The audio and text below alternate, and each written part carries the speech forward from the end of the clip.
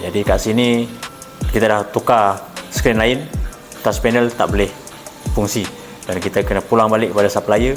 Kita order, back order supplier daripada overseas. Hai, okay, saya nak cerita sikit pasal pengalaman lah repair laptop lah kan.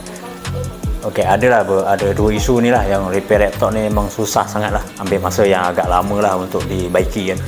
Jadi yang pertama sekali yang pernah saya alami adalah masalah tak ada display dan kita suspek motherboard rosak. Jadi bila kita buat baiki, kita buat repairing, kita dapati prosesor yang rosak.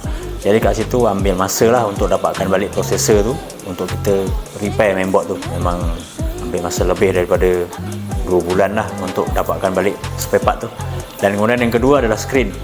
LCD screen ni special, dia LCD screen yang 360 darjah dan kemudian dia touch screen. Jadi kat sini kita dah tukar skrin lain, touch panel tak boleh fungsi dan kita kena pulang balik kepada supplier. Kita order, back order supplier daripada overseas untuk cari skrin yang betul-betul sesuai dengan dia lah. Jadi dia boleh ada paparan dan juga boleh touch screen dia berfungsi lah. Jadi itulah sedikit pengalaman yang pernah kami alami lah. Repair laptop yang paling susah nak dibaiki dan ambil masa yang lebih daripada 2 bulan lah baru siap lah. Jadi kalau isu yang macam ini, kebiasaannya kita mengharapkan owner laptop atau pelanggan tu memahami lah. Jadi bukan kita setiap kali apa yang kita repair tu terus boleh baik. Ada masa-masa yang kadang-kadang yang kita memang unrepairable lah, memang tak boleh nak dibaiki ataupun tak berbaloi untuk dibaiki. Jadi kita akan bagi cadangan untuk tukar laptop lain, sama ada beli baru ataupun second hand lah.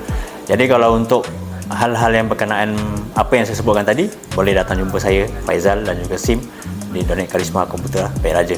Itu saja, terima kasih.